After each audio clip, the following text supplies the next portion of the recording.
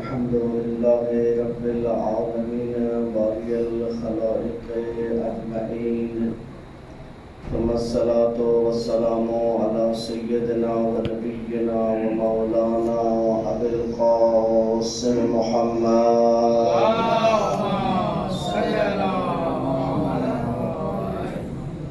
وعلى أهل بيت الطيبين الطاهرين المعصومين المنتجبين المنتخبين. أما بعد، فقد قال الحكيم في محكم كتابه وقوله الحق وهو أصدق القائلين. بسم الله الرحمن الرحيم.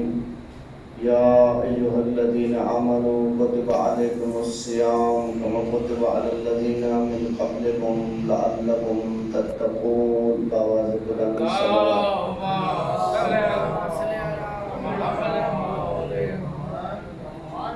محترم و معزز سامعین، ماہ مبارک کے متعلق جو گفتگو آپ کی خدمت میں آج ہو رہی ہے، عرض کیا کہ جو آیت شریفہ روزوں کے وجوب کے متعلق ہے، اس کا آغاز یا ایھا الذین آمنوا سے ہوا، تو قرآن میں جائزہ لیں، ان آیات کی طرف توجہ کریں جن میں صاحبان ایمان کے اوصاف کو ذکر کیا گیا۔ مومن کون ہوتا ہے؟ قرآن کی نگاہ میں مومن کسے کہا جاتا ہے، تاکہ پھر ہم جائزہ لیں کہ ہم ایمان کے کس مرتبے پر ہیں۔ ایمان ہے ہمارے اندر، ایمان والی صفات ہمارے اندر پائی جاتی ہیں، اس لیے کہ ہم ہر روز اپنی اذان میں اس بات کی گواہی دیتے ہیں، خود گواہی دیتے ہیں، اشہد ان امیر المؤمنین، کہ میں گواہی دیتا ہوں کہ آپ مومنوں کے امیر ہیں۔ آپ امیر ہیں، ہر کسی کے نہیں، امیر المؤمنین و امام المتقین، اور آپ متقیوں کے امام ہیں۔ سورہ مومنون، جس کی تلاوت امیر المومنین نے پیغمبر کے ہاتھوں پر فرمائی ان مشہور واقعات کی روشنی میں، اس کی پہلی آیت کہ مومن کی پہلی صفت کہ وہ اپنی نمازوں میں خشوع اور خضوع کو برقرار رکھتے ہیں۔ خشوع اور خضوع کا فرق میں نے آپ کی خدمت میں عرض کیا کہ خضوع بدنی تواضع کو کہتے ہیں، بدن کے جھکنے کو، اور خشوع قلبی تواضع کو۔ جب دل کسی کی عظمت کے سامنے سجدہ ریز ہو جائے تو اس کو خشوع کہا جاتا ہے، اور وہ تب ممکن ہے کہ جب انسان اس ذات کا ادراک پیدا کرے۔ خشوع کب ہوتا ہے کسی کے سامنے؟ جس ذات کے سامنے آپ کو خشوع کرنا ہے اس کی معرفت پیدا کریں۔ قرآن فرماتا ہے سنوریہم آیاتنا فی الآفاق وفی انفسہم حتی یتبین لہم انہ الحق، کہ ان قریب ہم اپنی نشانیاں، سنوریہم ان قریب ہم دکھا دیں گے ان لوگوں کو، آیاتنا اپنی نشانیاں، فی الآفاق اس کائنات کے اندر، وفی انفسہم اور خود ان کے اپنے نفوس کے اندر، حتی یتبین لہم انہ الحق، تاکہ حق ان کے لیے واضح اور روشن ہو جائے۔ اگر اس بڑی کائنات کو انسان دیکھے تو کون سی ایسی جگہ ہے جہاں پر قدرت کار فرما نہیں ہے؟ اللہ کی قدرت ہر جگہ آپ کو نظر آئے گی۔ دیکھیں، ہم ہر طرف دیکھتے ہیں، لیکن ہمارا دیکھنا اور امیر المومنین علی ابن ابی طالب علیہ السلام کا دیکھنا، صلی اللہ علیہ محمد، مولا فرماتے ہیں میں دائیں دیکھوں، میں بائیں دیکھوں، میں سامنے دیکھوں، میں پیچھے دیکھوں، میں اوپر دیکھوں، میں نیچے دیکھوں، مجھے ہر طرف قدرت کی نشانیاں نظر آتی ہیں۔ کائنات میں کون سی چیز ہے جس کو قدرت کے کارنامے سے خارج کیا جا سکے؟ کون سی ایسی چیز ہے؟ دیکھیں اللہ کی عظمت کے ادراک کے لیے کبھی اس انگوٹھے پر، یہ انگوٹھا جو ہر وقت ہمارے کام میں رہتا ہے، ابھی پریکٹس نہیں کیجیے گا، 10 کے بعد پریکٹس کیجیے گا، اس انگوٹھے اور اس انگلی کی مدد سے آپ چند سیکنڈ میں بٹن کھول لیتے ہیں اور بٹن بند کر لیتے ہیں۔ جب آپ کپڑے چینج کرتے ہیں تو آپ کو بٹن بند کرنے ہوتے ہیں، تو آپ کس انگلی کا استعمال کرتے ہیں؟ انگوٹھے کا اور دوسری انگلی کا، تو یہ فوراً بند ہوتے جاتے ہیں اور فوراً کھلتے بھی جاتے ہیں۔ آپ اس انگوٹھے کو ایک سائڈ پہ کر دیں، انگوٹھا بھی انگلی ہے اور یہ بھی انگلی ہے، اب آپ ان دو انگلیوں کا استعمال کریں صلوات بھیجے آل بیت کی ذات۔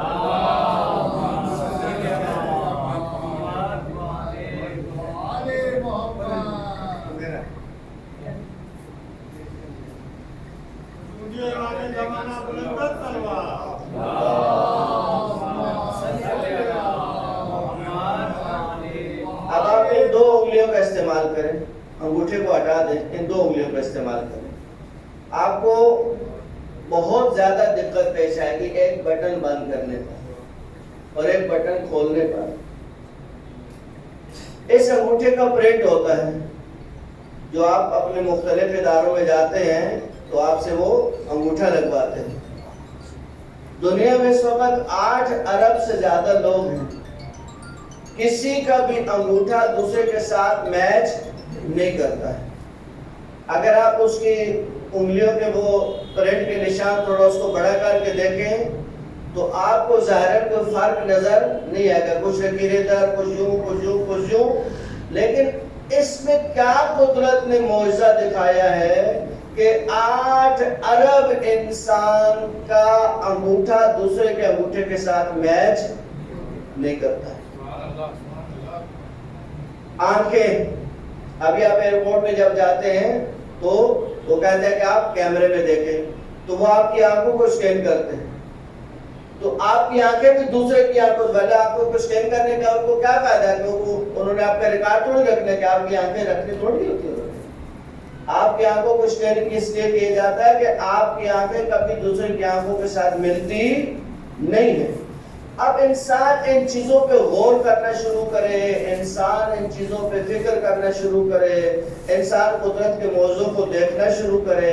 یہ آپ کی آنکھ ہے، اس کے اندر ایک سائڈ پہ چھوٹا سا سوراخ ہے، چھوٹا سا، آپ کو نظر بھی آتا ہے، اس کے اندر سے 16 لاکھ نسیں گزرتی ہیں۔ کتنی؟ 16 لاکھ۔ اور وہ 16 لاکھ نسیں جو ہے ان کے اوپر سلوشن ٹیپ ہے، ہر نس کے اوپر ایک سلوشن ٹیپ ہے تاکہ وہ دوسرے کے ساتھ مل کے سپارک نہ کرے۔ اب اتنی سی جگہ کے اندر پروردگار نے 16 لاکھ نسوں کو گزارا۔ آپ ابھی دیکھیں، آپ کو کیسا یہ کارپٹ ہے، اس کے 2 کلر آپ کو نظر آ رہے ہیں، ایک گرین ہے اور ایک یلو ہے۔ یہ آپ کو گرین اور یلو کیوں نظر آتا ہے؟ آپ کو کیسے پتہ چلتا ہے کہ یہ یلو ہے اور یہ گرین ہے؟ کہتے ہیں کہ اگر ان ابروؤں کو نکال دیا جائے، کاٹنا نہیں، جڑوں سے نکال دیا جائے، یعنی اگر آپ کے ابرو نہ ہوں تو آپ کو ہر چیز وائٹ نظر آئے گی، ہر چیز وائٹ نظر آئے گی۔ یہ ابرو کا کمال ہے کہ جس سے کلر کا اختلاف آپ کو نظر آتا ہے، وہ سبز ہے، وہ گرین ہے، وہ یلو ہے، وہ پیلا ہے، وہ نیلا، یہ سارے جو کلر کے چینج ہے آپ کو، یہ عجیب و غریب ہے انسان اپنے اندر۔ کہتے ہیں کہ آپ ایک لقمہ کھاتے ہیں، ایک لقمہ آپ نے کھا لیا، کھانے کے بعد آپ کو نہیں پتا، آپ کا زیادہ سے زیادہ کمال ہے کہ آپ اس کو اپنے گلے سے نیچے دھکیل دیتے ہیں، نوالا اندر چلا گیا۔ اب اندر جا کے وہ کیا کرتا ہے؟ کچھ حصہ خون بنتا ہے، کچھ حصہ جو ہے وہ فضلات بنتے ہیں، کچھ اور بنتا ہے، کچھ اور بنتا ہے، ہمیں کچھ پتہ نہیں ہوتا کہ اندر کیا کاروائی چل رہی ہے۔ کہتے ہیں ایک لقمے کو اپنے اپنی منزل تک پہنچانے کے لیے 5000 سسٹم کام کرتے ہیں. ایک لقمہ ہمیں کچھ پتہ نہیں ہوتا ہے اندر کیا چل رہا ہے. آنکھ بھی بدہضمی ہو جائے, پیٹ خراب ہو جائے, بیماری ہو جائے تو پھر پتہ چلتا ہے کہ وہ لقمہ صحیح کام نہیں کیا اس نے. عزیزان, صرف انسان بیٹھ کے کبھی اپنے اس وجود پہ غور کرنا شروع کریں. قرآن کی یہ جو آیت سنوریہم آیاتنا فی الآفاق وفی انفسہم, ان قریب ہم انسانوں کو دکھا دیں گے نشانیاں, کس میں؟ فی الآفاق, اس بڑی کائنات کے اندر, وفی انفسہم, اور خود ان کے نفوس کے اندر, حتی یتبین لہم انہ الحق, تاکہ اللہ کی قدرت اور اللہ کا حق ان کے لیے واضح اور کھل کر ان کے سامنے آ جائے. جب انسان غور کرتا ہے, دیکھیں انسان سارا دن ہم مصروف رہتے ہیں, سوشل میڈیا پہ ایکٹیو رہتے ہیں, فیس بک دیکھتے ہیں, واٹس ایپ دیکھتے ہیں, میسیجز دیکھتے ہیں. وہ میسیجز جن کو نہ دیکھنے سے کوئی فرق نہیں پڑتا, آپ نہیں بھی دیکھے کوئی فرق نہیں پڑتا. کبھی ایسا ہوا کہ آپ کو کسی دوست کا میسج آئے اور آپ اس کو دیکھے بغیر اس کو چھوڑ دیں؟ کبھی ایسا ہوا؟ آپ اچھا دوستوں کی پھر مختلف مراتب ہیں. ایک دفعہ دوست کا میسج ہے, ممکن ہے آپ ٹائم کے بعد دیکھیں, چلے جب فارغ ہوں گا تو دیکھ لوں گا. بوس نے مارکیٹ بھیجا ہوا ہے اور وہ کہتے ہیں آپ مجھ سے رابطے میں رہیں. آپ وہ واٹس ایپ پہ آپ کو ٹک ٹک میسج ڈال رہے, یہ کرو یہ کرو یہ کرو یہ کرو. اب ہوتا ہے کہ آپ کہیں ٹھیک ہے آرام سے جا کے افطار کے بعد دیکھیں گے, نہیں آپ فوراً اس کو فالو کر رہے ہوتے ہیں, فوراً اس کو جواب دے رہے ہوتے ہیں. یعنی ڈیپینڈ کرتا ہے کہ میسج کس کا آ رہا ہے. اگر باس کا میسج ہے تو پھر فوراً چیک کرنا ہے اور اس کو جواب بھی دینا ہے. اگر قرآن اور آل بیت کے فرامین کی عظمت ہماری نگاہوں میں ایک بوجھ جتنی بھی ہوتی تو ہم اس کو دیکھے بغیر نہیں چھوڑتے. ہم ان کو پڑھتے ہیں کہ بھئی مولا نے کیا فرمایا ہے, میرے مولا نے کیا کہنا ہے ذوالبلاغہ کے اندر, قرآن میں اللہ نے کیا فرمایا ہے, صحیفہ سجادیہ میں امام سجاد نے کیا فرمایا ہے. میں نے بارہا یہ جملہ عرض کیا, پھر میں مبارک کی برکت سے عرض کرتا ہوں کہ زندگی کی روٹین بنائیں ڈیلی بیسس پہ. کل ایک حدیث مولانا نے سنائی, مجھے سن کے بہت عجیب لگا, اور جو انہوں نے اس کے اوپر حاشیہ لگایا وہ اس سے زیادہ عجیب. انہوں نے کہا حدیث میں ہے کہ ایک وقت آئے گا کہ لوگ اللہ کی عبادت نہیں کریں گے سوائے ماہ مبارک. اللہ کی عبادت نہیں کریں گے سوائے ماہ مبارک. آپ کو ماہ مبارک میں مسجدیں بھری نظر آتی ہیں, تو ماہ مبارک کے بعد تو اللہ کی عبادت ہے. روزے ختم ہوئے, نماز تو ختم نہیں ہوئی, روزہ ختم ہوا, روزہ مہینے کے بعد وجود ختم ہو گیا, نماز. دیکھیں یہ مسئلہ بھی سن لیجئے. آیت اللہ سستانی فرماتے ہیں جان بوجھ کر بغیر کسی وجہ کے, عام طور پہ ہم کیا کہتے ہیں جی جماعت میں چلے جائیں تو ثواب پہ نہیں جائے تو کوئی مسئلہ نہیں ہے.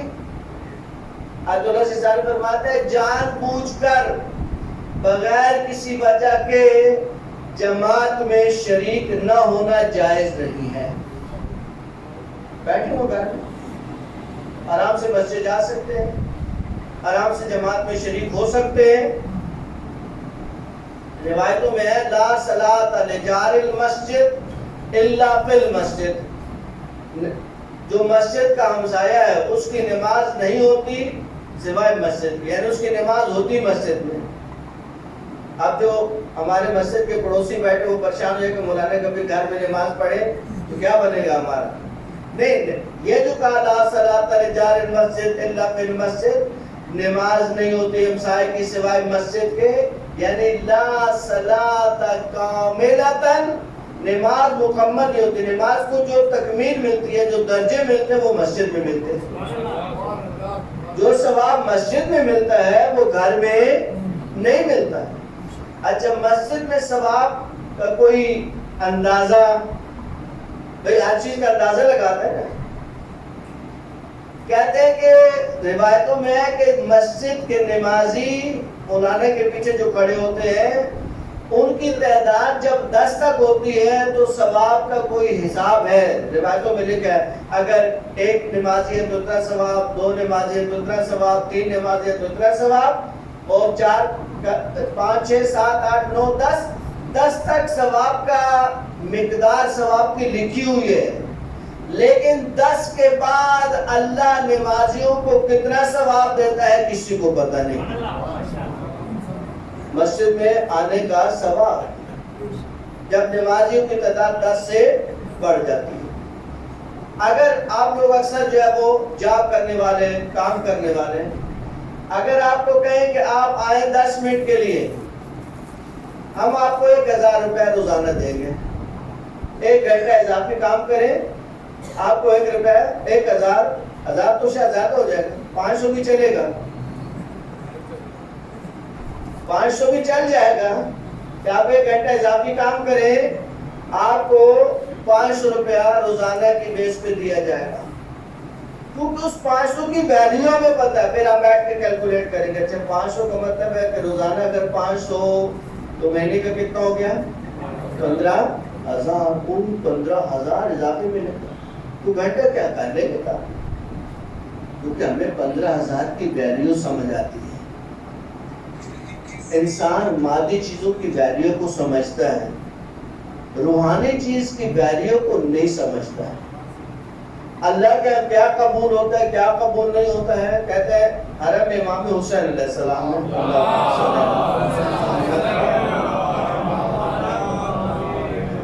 وہاں جو لوگ پھر رہے ہوتے ہیں حرم کے اندر، ہر وقت چل رہے ہوتے، وہاں مقیم ہوتے، رہتے وہیں اکثر. ایک شخص آیا باہر کسی ملک سے، کافی پیسے والا تھا وہ. اس نے اس مومن کو دیکھا جو ہر وقت وہاں زیارت کرتا ہے. اس کو کہا دیکھو ہم تو ابھی زیارت کریں گے، زیارت کر کے واپس چل جائیں گے. 1 دفعہ 2 دفعہ 3 دفعہ 4 دفعہ جتنے دن رہیں گے، اس سے زیادہ تو زیارتیں نہیں نصیب ہوتی. آپ تو یہاں پہ ہر وقت زیارتیں کرتے ہیں، بس آپ ایک زیارت کا ثواب ہمیں دے دیں اور میں آپ کو کافی بھاری اماؤنٹ دیتا ہوں، کافی بھاری اماؤنٹ. اور اس نے دی اس کو اور کہا بس ایک زیارت کا ثواب آپ مجھے دے دیں. کہا وہ پیسے دے کے چلا گیا. اس نے اس کو کہا ٹھیک ہے ایک زیارت کا ثواب ہم نے آپ کو دیا. کہا دوسرے دن حرم میں شور مچا ہوا اور وہی جس نے پیسے لیے وہ شور مچا رہا ہے کہ اس بندے کو ڈھونڈ کے لاؤ، واپس لاؤ اس بندے. کہا کیا ہوا؟ کہا مجھے پیسے واپس کرنا. وہ آیا، اس کو اس نے پیسے واپس دے. کہا نہیں مجھے زیارت واپس ہے، مجھے یہ پیسے نہیں چاہیے. کہا ہوا کیا؟ کہا رات کو آقا مولا امام حسین علیہ السلام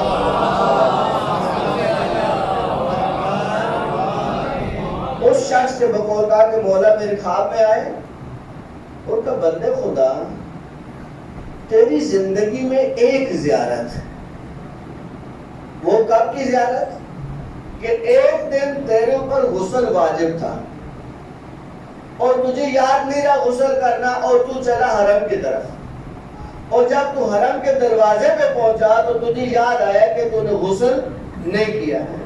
تو حرم کے دروازے پہ کھڑا ہو گیا اور ہاتھ جوڑ کے کہا کہ مولا معاف کیجیے گا، آج میں غسل کرنا بھول گیا تھا، یہاں سے سلام کرتا ہوں اور کل واپس غسل کر کے آ کر باقاعدہ زیارت کروں گا. کہ وہ ایک زیارت جو سلام تو نے باہر کھڑے ہو کے کیا، فقط زندگی میں وہ ایک قبول ہوا، وہ بھی تو نے پیسوں کے بدلے دے دیے. اس پہ گھمنڈ میں نہیں رہنا چاہیے کہ ہم نے زندگی میں یہ کیا، ہم نے زندگی میں یہ کیا. قبول کیا ہوا؟ اس کی وارگاہ میں قبول کیا چہرہ؟ کہتے ہیں کہ ایک شخص امام جعفر صادق علیہ السلام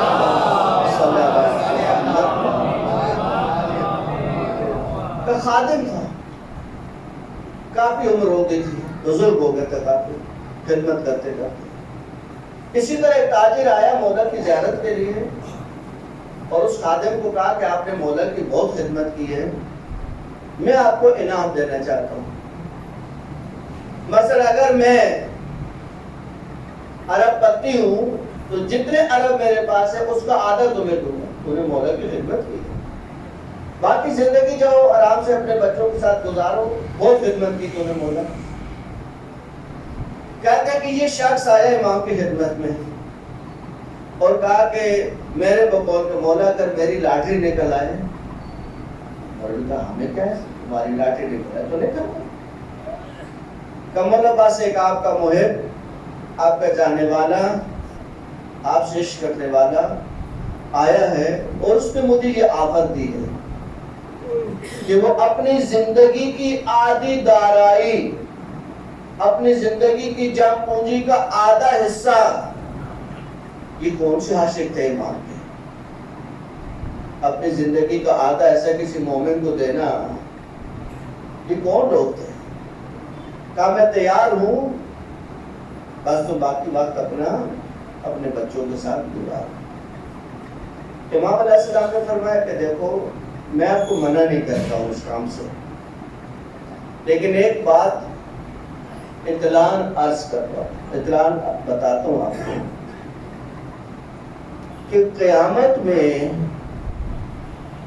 جو دنیا میں ہمارے جتنے قریب رہا ہوگا اس کا حساب کتاب اتنا جلدی فارغ ہو جائے گا جتنا ہمارے قریب رہا.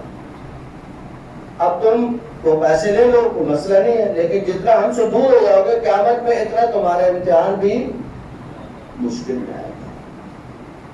یہ شخص واپس آیا باہر, اس مومن سے کہا اللہ آپ کو جزائے خیر دیں, ہمیں آپ کے پیسے نہیں چاہیے, ہم امام کی خدمت میں رہیں. عزیزان اللہ صلی علی محمد. آل بیت سے محبت عجیب چیز ہے. ایک شخص آیا مولا کی خدمت میں اور کہا مولا میں فلاں شہر کے رہنے والا ہوں اور وہاں کا جو گورنر ہے یا وہاں کا جو افسر ہے جو ٹیکس وصول کرتا ہے وہ آپ کا محب ہے. میرے اوپر کافی ٹیکسز آ چکے ہیں, میں ان کو ادا کرنے کی سخت نہیں رکھتا ہوں, اگر آپ اس کو لکھ دیں تو وہ مجھے معاف کر سکتا ہے یا کم کر سکتا ہے. کہا کہ مولا نے اپنے دست مبارک سے اس کو خط لکھا کہ آپ اپنے اس مومن بھائی کا خیال کریں. کہا جب وہ گیا تو وہ ایک قالین کے اوپر بیٹھا ہوا تھا اور اس نے وہ خط اس کے حوالے کیا. اس نے خط کو دیکھا اور اس کی آنکھوں میں بہتے آنسو. کہا یہ مولا نے خود اپنے ہاتھ سے لکھا. کہا مولا نے خود ہاتھ سے, کسی سے نہیں لکھا, اپنے دست مبارک سے لکھا. اچھا بتاؤ تمہارا کیا مسئلہ ہے؟ کہا مسئلہ 10 سال سے میں ٹیکس نہیں دے پایا. کہا وہ میں نے تجھے معاف کیا, میں خود دے دوں گا, اس کی فکر نہیں. پھر کافی اماؤنٹ نکالی, کہا کہ یہ میری طرف سے ہدیہ رکھو. پھر اس قالین سے اٹھا, کہا کیونکہ جب تو خط لے کے آیا میرے امام کا تو میں اس قالین پہ بیٹھا تھا, اس کو لپیٹو, یہ بھی اپنے ساتھ لے جو میری طرف سے ہدیہ لے گا. بعد میں کہتے ہیں شاید ہاتھ میں کوئی قیمتی انگوٹھی تھی وہ نکالی. کہا کہ جب میں نے جس ہاتھ سے یہ خط وصول کیا اس وقت یہ ہاتھ میں انگوٹھی تھی وہ بھی اتاری, وہ بھی اس کو دے دی. یہ تھے عاشقان امام. آل بیت سے عشق زبانی کلام میں نہیں ہوتا کہ امام سے عشق ہو گیا, نہیں. امام سے حقیقی عشق کیا ہے کہ ان کے چاہنے والوں کا خیال رکھیں. آپ پیٹ بھر کے کھائیں, گھر میں اچھی اچھی افطاریاں کریں, مہنگی مہنگی افطاریاں کریں, اور اسی محلے میں کوئی مومن بچوں کو افطار بھی نہ کرا سکے, وہ سامنے پانی رکھ کے بیٹھے ہوں. دیکھیں جو روڈ پہ مانگنے والے ہیں ان کے بارے میں ہم کبھی ان کو کرٹیسائز کرتا ہوں, میں ممبر سے بیٹھ کے کرٹیسائز کرتا ہوں. یہ جو روڈوں پہ گھومتے ہیں ان کو کبھی نہیں دیا کریں, ان کو نہ دینا بہتر ہے, بلکہ بعض مقامات پہ دینا شاید جائز بھی نہ ہو. یہ اس طرح کے مسائل ہیں. لیکن یہ جو قرآن کی آیت ہے کہ تمہارے اموال میں حق للسائل والمحروم, کہ تمہارے اموال میں حق ہے سائل کا اور محروم کا. رابی نے پوچھا مولا سے کہ مولا یہ سائل اور محروم میں فرق کیا ہوتا ہے؟ محروم بھی سائل, سائل بھی محروم. مولا نے کہا نہیں فرق ہے. کا سائل معلوم ہوتا ہے لیکن اپنی محرومیت کا سوال کر کے تم تک اپنی محرومیت کو پہنچا دیتا ہے. وہ سوال ایسے تو سائل کہا گیا اس کو, وہ سوال کرتا ہے, اس سوال کے ذریعے تمہیں اس کی محرومیت کا پتہ چل جاتا ہے. لیکن جو محروم ہے اور وہ سوال نہیں کرتا اپنی سفید پوشی کی وجہ سے, وائٹ کالر جسے آپ بولتے ہیں اپنی انگلش کی اصطلاح میں, اپنے عزت نفس کو بچانے کے لیے اس کو نہیں زیب دیتا, اس کو زمین گوارا نہیں کرتا کہ وہ اپنی عزت کو کیسے بیچے کہ جا کے کہے کہ میرے پاس کھانے کے نہیں. کہتے ہیں کہ آیت اللہ خوئی کے ایک شاگرد تھے آغا موسوی اردبیلی, وہ کہتے ہیں کہ انہوں نے 3 دن دیکھا آغا صاحب کو, 3 دن برجے تھے اپنے بات, لیکن عزت نفس کس چیز کو کہتے ہیں. کہا آغا صاحب جب درس دیتے تھے تو بہت بانشاد, یعنی بہت چہرہ کھلا ہوا اور بہت اس انداز سے درس ہوتا تھا. اگر دبلی کہتے ہیں ہم نے ایک دن دیکھا کہ وہ نشاط نہیں ہے چہرے پہ, درس ہے لیکن وہ نشاط چہرے پہ نہیں ہے. کہا دوسرے دن دیکھا, تیسرے دن دیکھا. کہا میں قریب ہوا, میں نے کہا کہ آپ خیریت سے ہیں؟ کہا کہ 3 دن سے میرے گھر میں فاقے کی کیفیت ہے. لیکن یہ وہ لوگ نہیں تھے, یہ وہ لوگ نہیں تھے کہ کسی کے سامنے, لیکن اپنی ذات میں تو یہ مشکل برداشت کر لیں, لیکن کوئی قومی مسئلہ آیا, کوئی قومی مشکل آئی, خود ہمارے استاد محترم قبلہ حجت الاسلام علیہ المسلمین شیخ محسن علی نجفی وہ خود فرماتے ہیں کہ آقا نے مجھے ایک دفعہ خط لکھا کہ ہمیں اتنا پیسہ چاہیے کسی قومی ایشو کے لیے, کافی بھاری اماؤنٹ. کہا کہ میں سوچ میں پڑ گیا کہ بھئی یہ کس سے بولے ہم.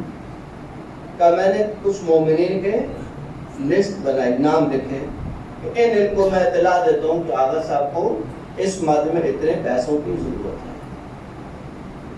شیخ صاحب کہتے ہیں میں نے سب سے پہلے مصطفیٰ گوگل کو فون کیا اور کہا کہ آغا خوئی نے اتنے پیسے ڈیمانڈ کیے ہیں تو میں نے مومنین کی لسٹ بنائی ہے, آپ کا بھی نام اس میں شامل ہے.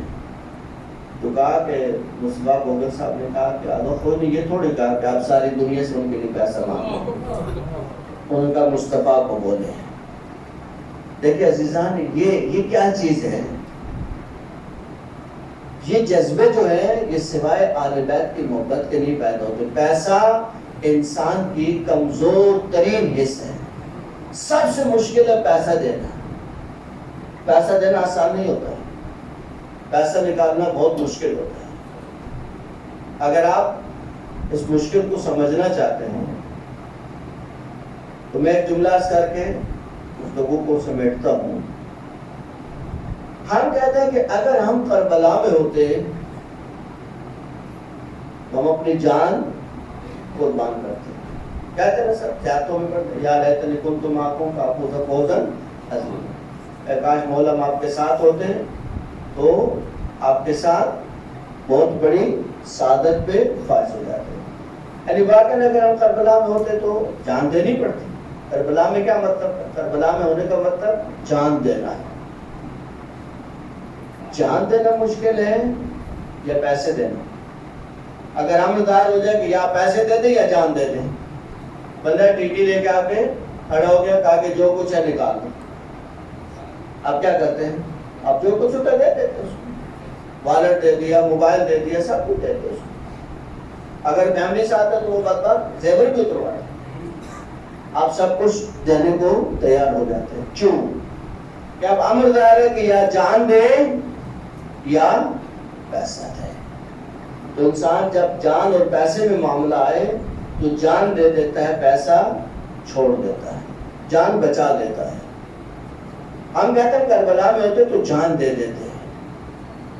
اب اگر یہ امتحان میں ڈالا جائے کہ آپ واقعی جان دے دیتے ہیں تو سال کے بعد جان نہیں مانگی جاتی. سال کے بعد سال بھر کھایا کیا کھایا کوئی پوچھا نہیں اللہ نے, کتنا کمایا کوئی پوچھا نہیں اللہ نے, جو بچ گیا اس میں سے سارا نہیں، آدھا نہیں، آدھے کا آدھا بھی نہیں، جو بچ گیا اس میں سے 5واں حصہ آدھا سادات کو دے دو، آدھا امام کو دے دو. کہتے ہیں ایسے کیوں دیتے بھائی؟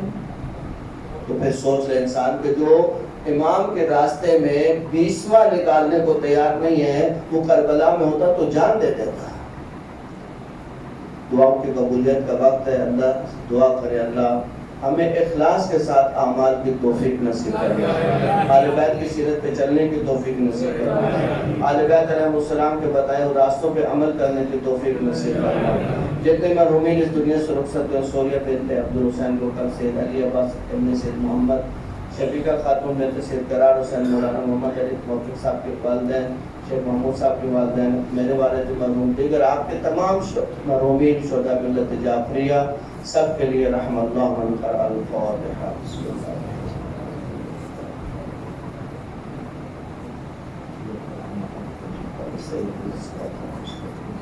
صراط الذین انعمت علیہم. بسم اللہ الرحمن الرحیم. قل هو الله احد الله الصمد لم يلد ولم يولد ولم يكن له كفوا احد. بسم اللہ الرحمن الرحیم. قل هو الله احد الله الصمد لم يلد ولم يولد ولم يكن له كفوا احد. بسم اللہ الرحمن الرحیم. قل هو الله احد الله الصمد لم يلد ولم يولد ولم يكن له كفوا احد. اپنے اعمال کی قبولیت کے لیے جن مومنین افطار کرے ہیں ان کے اعمال کی قبولیت کے لیے، ان کے رزق کی وسعت کے لیے، اپنے رزق کی وسعت کے لیے، دعاؤں کی قبولیت کے لیے بآواز بلند صلوات.